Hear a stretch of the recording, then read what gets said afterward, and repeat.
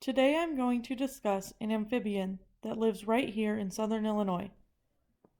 It spans across North America, including western Indiana, the central and southern plains to South Dakota, Colorado, New Mexico, and Texas, with a separate population in Arizona, and right here on SIUE's campus.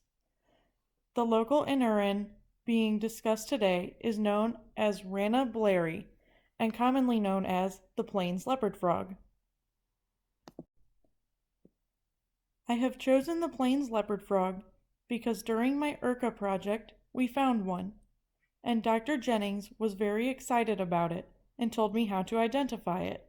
What got me really interested was that he said they were pretty rarely seen here. The plains leopard frog can be easily mistaken for northern and southern leopard frogs. However, there are some key features that can be used to identify this stunning amphibian. The first and most obvious are the dorsolateral folds. They are often copper-colored and interrupted near the posterior and offset at the midline. The other two leopard frogs, northern and southern, always lack these unique dorsolateral folds. There is always a white line under the upper jaw, and sometimes a white dot within the center of the tympanum, or outer ear. Their habitat is aquatic, however they do spend time outside of the water during travel. At this time, they may be hiding in grassy areas in search of a mate or even a new water source, if theirs has dried up. In the winter, they burrow down under the mud and the dead leaves in ponds and streams until it warms up in the spring. When winter comes full force, the frogs that are burrowed down will partially freeze. Their breathing will stop and they will become dead in a sense. They have stored enough glucose in their vital organs, such as the heart, to prevent them from freezing completely. Once it warms up and springtime approaches, the frogs will thaw, come out of the mud, and prepare to find a mate. The time frame for mating is mid-April to early June. Their breeding habits have not been thoroughly studied. However, it has been observed that they breed most similarly to the northern leopard frogs. The main differences being that they breed later than northern leopard frogs, and they choose more temporary breeding areas, like shallow ponds that may dry out, or streams that go dry during certain periods. During amplexus, a female will lay 4,000 to 6,500 eggs in one mass attached to a branch in the water. The mass is covered with a jelly coating for protection. It takes approximately 2 to 3 weeks for these eggs to hatch.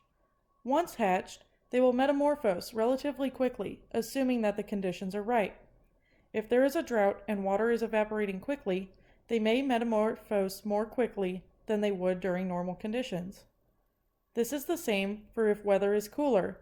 They may metamorphose more slowly and wait until it warms up in the following spring. No aggressive competitive mating strategies have been noted. However, the mating call of the male is very distinct in leopard frogs. The male displays a chuck, chuck, chuck call. This means he is best at preventing awkward situations at parties by laughing at all of your really cool frog jokes, like this one. What happened to the frog's car when his parking meter expired? It got towed. While the plains leopard frog is not an aggressive breeder, it is certainly food aggressive. They eat anything meat related, from ants, beetles, and worms, to smaller frogs, including their own species, small birds, and even garter snakes. I could not find a video clip of the plains leopard frog eating. However, they eat in a very similar manner to one of their closer relatives, the northern leopard frog. Their tongue projection is shorter in relation to other frog species. However, the leopard frog employs its strong hind legs and sturdy front legs to aid in projecting its whole body forwards while eating. In the end, there have not been very many studies done on the plains leopard frog. I would like to see them more thoroughly studied. There is a lot more information about their close relatives, such as Rana pipiens, the northern leopard frog, and Rana sphenocephala, the southern leopard frog.